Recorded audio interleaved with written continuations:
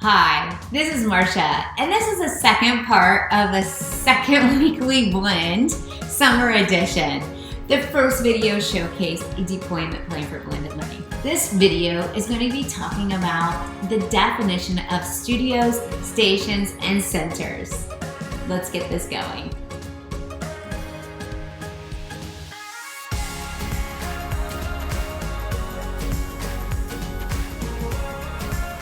All right, so what are learning studios? How are they different from stations? How are they different from centers? In this video, I'm going to walk you through those three different terms and how they are used in the classroom and blended learning environment. So first and foremost, here's an example of centers. When I taught second and fifth grade, I did reading groups and math groups. When I was working with a small group, I had the other students around the room doing various activities, centers. And in those activities, the students could be doing vocabulary puzzles, they were working on mapping skills, practicing math facts, they were doing a website called Happy Numbers, which I love. They were working with making words or even reading to self. A lot of people call this a daily 5. I like this because of the fact that those kids were still practicing what they needed to learn in the other subject areas while I was working with that small group. Centers, they are not all interconnected. It's just we want you working on something that's going to enhance your learning while I'm working in a small group instruction. Okay, centers. Now let's talk about stations. In stations, the word stations, the students are going to go from one activity to the next with a timer. The timer is going to go off, they're going to get up, they're going to rotate. Usually in stations, the content is not differentiated.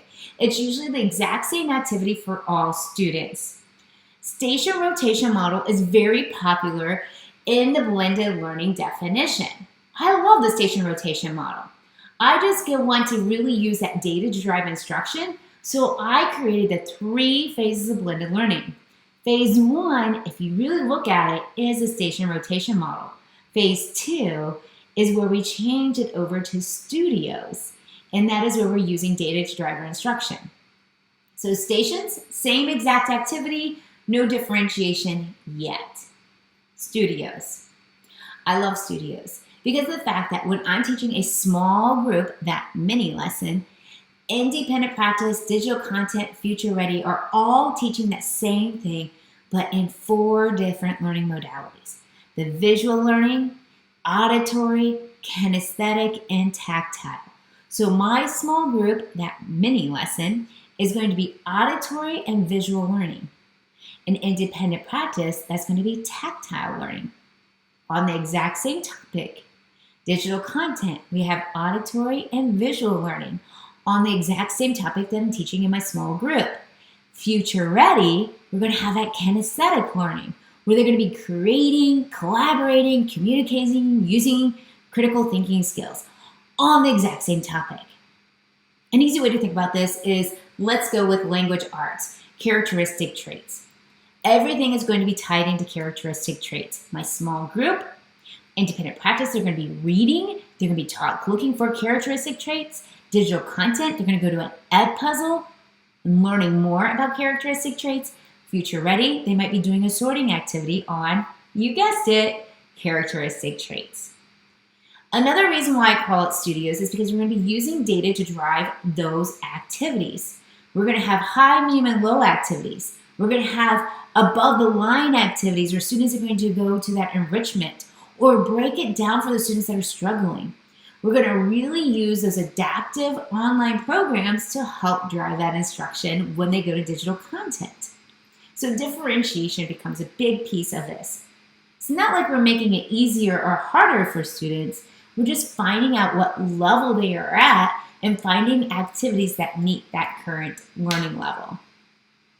So studios, we definitely want different learning opportunities for the students, but they're all interconnected.